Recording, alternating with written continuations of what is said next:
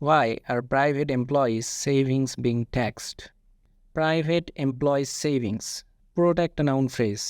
এখানে এমপ্লয়িজ এর শেষে একটা অ্যাপোস্ট্রফি যুক্ত করা হয়েছে। সেভিংস বা সঞ্চয়, কাদের সঞ্চয়?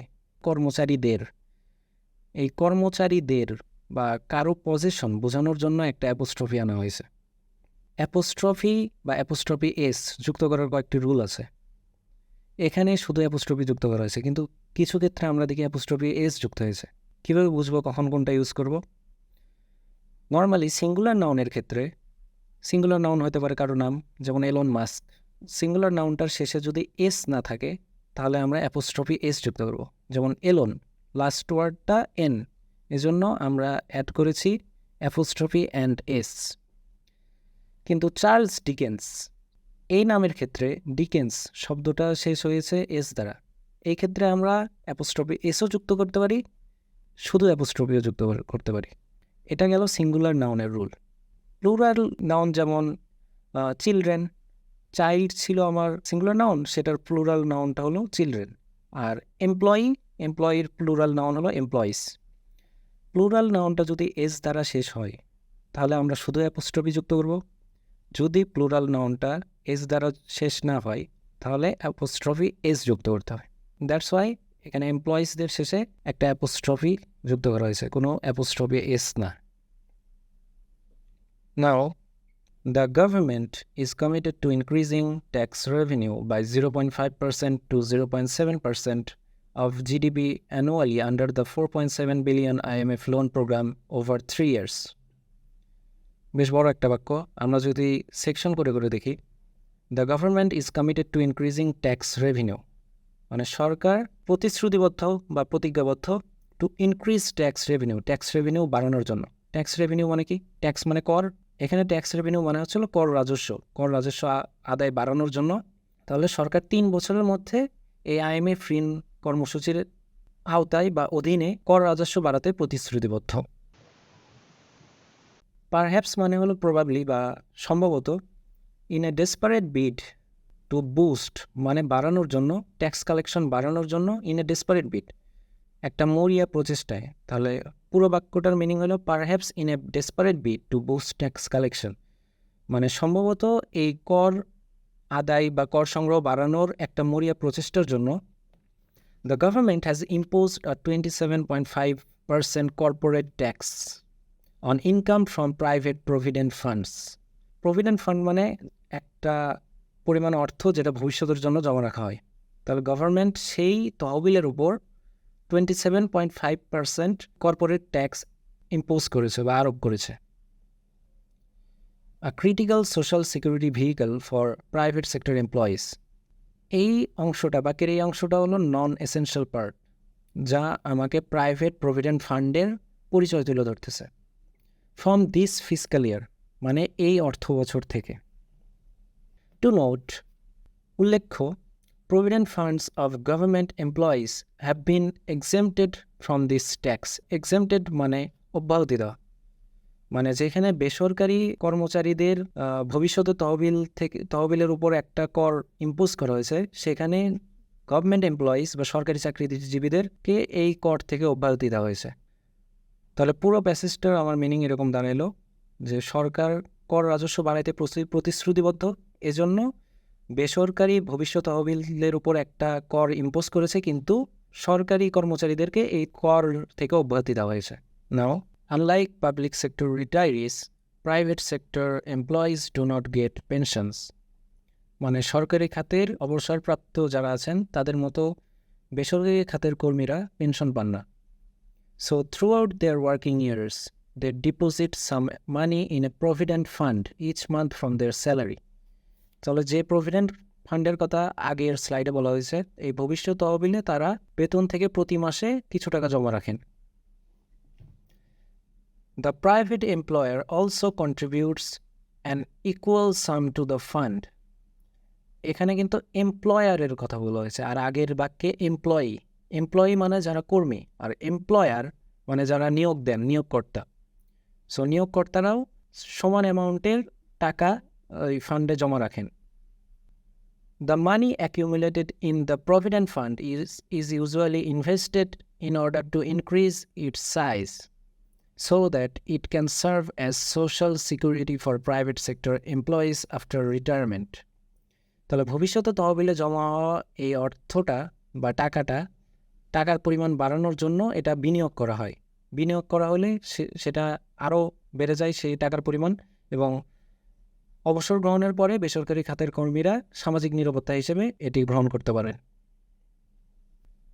এখন in the previous income tax ordinance 1984, Provident Fund trusts are not required to submit their tax returns, and income generated by Provident Fund PF trust as a separate legal entity was not taxable. আচ্ছা, এটা একটা বেশ বড় বাক্য। এটাকে যদি আমরা কয়েকটা সেগমেন্টে ভাগ করি, in the previous income tax ordinance মানে অধ্যাদেশ, তাহলে 1984-এর একটা অধ্যাদেশ অনুযায়ী প্রভিডেন্ট ফান্ড ট্রাস্ট বা ভবিষ্যতের তহবিলের ট্রাস্টগুলিকে were not required to submit their tax returns, মানে তাদের ট্যাক্স রিটার্ন জমা দেওয়ার প্রয়োজন ছিল না। And income generated by provident fund trust as a separate legal entity was not taxable, মানে পৃথক একটা আইনি সত্তা হিসেবে এই ভবিষ্যৎ তহবিলের ট্রাস্ট দ্বারা উৎপন্ন আয় করযোগ্য ছিল না। But as section 166 subsection 2 of the newly introduced Income Tax Act 2023, Income Tax Act মানে ইনকাম ট্যাক্স আইন has only exempted government provident and pension funds from submitting tax returns. তাহলে শুধুমাত্র সরকারি প্রভিডেন্ট এবং পেনশন ফান্ডগুলোকে কর থেকে অব্যাহতি দেওয়া হয়েছে। A private PF trust will have to submit a tax return under the new act. তাহলে নতুন আইন অনুযায়ী পিএফ ট্রাস্টকে ট্যাক্স রিটার্ন জমা দিতে হবে। Plus as reported by the business standard, তাহলে বিজনেস স্ট্যান্ডার্ডের একটা রিপোর্ট অনুযায়ী the tax rate on such a fund has been set to be the same as companies corporate tax rate, that is 30%। এই ধরনের একটা তহবিলের উপর করের হার একটা কোম্পানির কর্পোরেট হারের 30%-তে সেট করা হয়েছে। This can be reduced to 27.5% if certain conditions are fulfilled. তাহলে নির্দিষ্ট শর্ত সাপেক্ষে এটা 27.5%-এ নামিয়ে আনা যেতে পারে। Either way, the government is now able to take away 27.5% to 30% annually from the modest savings of private sector employees. তাহলে যেভাবে হোক সরকার এখন বেসরকারি খাতের কর্মচারীদের এই সামান্যতম সঞ্চয় থেকে 27.5% থেকে 30% তুলে নিতে সক্ষম হবে। Moreover, taxing gratuity funds may also indirectly affect private sector employees, as the increase in tax will increase gratuity fund expenditure for private companies, thereby discouraging many companies from setting up gratuity funds at all. Gratuity মানে normally টিপ বা মাস শেষে এমপ্লয়িকে দেওয়া প্রদত্ত অর্থের একটা অংশকে বোঝায়। তাহলে taxing gratuity funds may also indirectly affect private sector employees, তাহলে বেসরকারি খাতের কর্মচারীদেরকেও পরোক্ষভাবে প্রভাবিত করতে পারে। As the increase in tax will increase, কারণ ট্যাক্স বৃদ্ধির ফলে কিছু একটা ইনক্রিজ হবে। কি ইনক্রিজ হবে?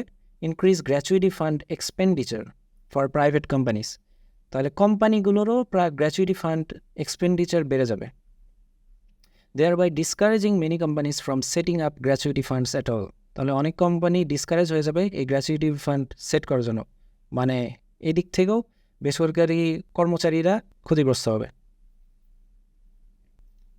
Before this, although the provident funds and gratuity funds in both public and private sectors did not have to pay income tax directly since 2016, a tax of 5 to 10% has been paid off profits of funds depending on the type of investment. তাহলে before this মানে এর আগেও although the provident funds and gratuity funds in both public and private sectors, এই সরকারি ও বেসরকারি উভয় ক্ষেত্রেই ভবিষ্যতে তহবিল এবং গ্র্যাচুইটি তহবিলগুলোকে সরাসরি আয়কর দিতে হতো না। সিন্স 2016 মানে 2016 সাল থেকে a tax of 5 to 10% has been paid on profits of funds depending on the type of investment. তাহলে ইনভেস্টমেন্টের বা বিনিয়োগের ধরনের উপর নির্ভর করে তহবিলের লাভের উপর থেকে 5 থেকে 10% কর দেওয়া হয়েছে।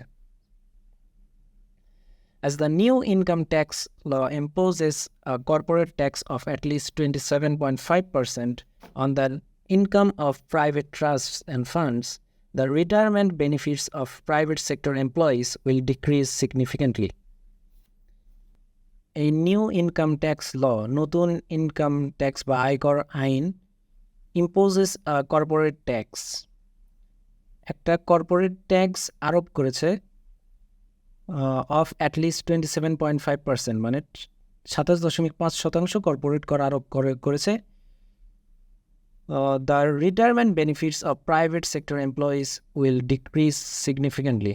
তাহলে বেসরকারি খাতের কর্মচারীদের এই রিটায়ারমেন্ট বেনিফিট বা অবসরকালীন যে সুবিধা এটা উল্লেখযোগ্যভাবে হ্রাস পাবে।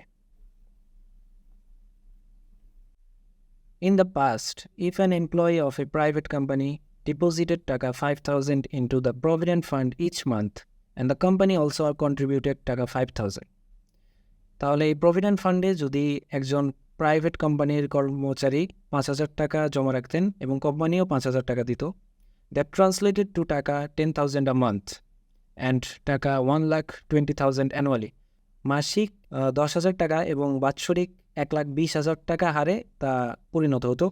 And if the fund was deposited in a bank with 10% interest, then the interest income was টাকা 12,000 per year.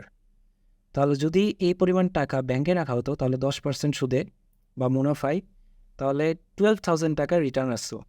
while টাকা 1,200 was deducted as source tax, তাহলে 1,200 টাকা কর দিতে হতো এই ইনকামের উপর at the rate of 10%, 10% হারে 10% হারে।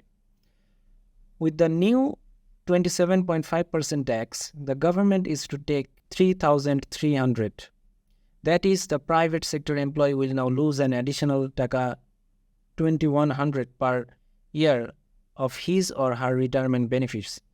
তাহলে আগে যে 12,000 টাকা পাইতো বছরে, সেখানে ট্যাক্সের জন্য 1,200 টাকা কাটা হতো, কিন্তু 27.5% ট্যাক্সের কারণে আরও এক্সট্রা 2,100 টাকা হারাবেন একজন প্রাইভেট সেক্টরের কর্মচারী।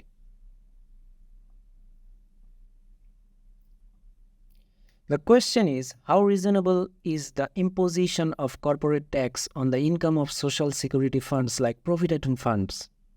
এই প্রভিডেন্ট ফান্ডের মতো একটা সোশ্যাল সিকিউরিটি বা সামাজিক নিরাপত্তা তহবিলের আয়ের ওপর এরকম একটা ট্যাক্স বসানো কতটা যুক্তিযুক্ত? আফটার অল বা সর্বোপরি, the beneficiary of this Provident Fund is an ordinary private employee, not a corporate organization. এই প্রভিডেন্ট ফান্ডের সুবিধাভোগী কিন্তু একজন সামান্য বেসরকারি কর্মচারী, কোনো কর্পোরেট সংস্থা না। Moreover, imposing tax on private PF trusts while exempting government funds is plainly discriminatory and against the fundamental principle of our constitution. হ্যাঁ, এটা তো স্বাভাবিক, কারণ বেসরকারি কর্মচারীদের উপরে এই কর আরোপ করা হচ্ছে, কিন্তু সরকারি কর্মচারীদের উপরও তা আরোপ করা হচ্ছে না। এটা তো কনস্টিটিউশনের বা সংবিধানের মৌলিক নীতির বিরুদ্ধে।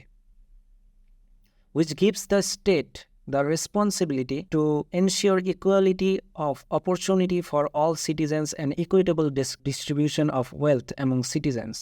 এটা কিন্তু বাক্যের আরেকটা নন এসেনশিয়াল পার্ট, কারণ এটা আমাদের কনস্টিটিউশনকে ব্যাখ্যা করতেছে। which gives the state the responsibility and to ensure equality of opportunity for all citizens and equitable distribution of wealth among citizens, এবং নাগরিকদের মধ্যে সম্পদের ন্যায়সঙ্গত বণ্টন নিশ্চিত করার দায়িত্ব দেয়। Not only that, the government pays a 13% interest for the Provident Fund of government employees. Not only that, মানে শুধু তাই নয়, the government pays, সরকার 13% মুনাফা সরকারি কর্মচারীদের ভবিষ্যতের তহবিলের জন্য দেন, which is the highest interest rate in market, যা বাজারে সর্বোচ্চ মুনাফার হার। Public sector employees are already ahead of private sector employees in terms of social security due to government pension benefits. তাহলে পাবলিক সেক্টর এমপ্লয়িজ বা সরকারি খাতের কর্মীরা আর already ahead of private sector employees, বেসরকারি খাতের কর্মচারীদের থেকে এগিয়ে in terms of social security due to government pension benefits, সরকারি পেনশন সুবিধার কারণে সামাজিক নিরাপত্তার দিক থেকে তারা এগিয়ে। And due to employer participation being non compulsory, এবং নিয়োগকর্তার অংশগ্রহণ বাধ্যতামূলক না হওয়ার কারণে even the newly introduced universal pension scheme is not equal to the pension structure of government employees. এমনকি নতুন চালু হওয়া সার্বজনীন পেনশন প্রকল্পটিও সরকারি কর্মচারীদের পেনশন কাঠামোর সমান নয়। Thus, only taxing private provident funds will further exacerbate this disparity. Exacerbate মানে make worse বা কোনো কিছুকে আরও খারাপ দিকে বা নেগেটিভলি বাড়িয়ে তোলা। exacerbate this disparity মানে ডিফারেন্স বা বৈষম্যটাকে বাড়ায় তোলা। Additionally, our tax revenue collection is not up to mark compared to the size of the economy. Bangladesh's current tax to GDP ratio stands at 7.9%, miles behind the ideal benchmark of 15%. তাহলে ideal benchmark মানে আদর্শ মানদণ্ড যেখানে 15%, সেখানে আমাদের tax two GDP ratio মাত্র 7.9%. But what is the reason behind such a low tax GDP ratio? এই এত কম জিডিপি অনুপাতের কারণটা কি?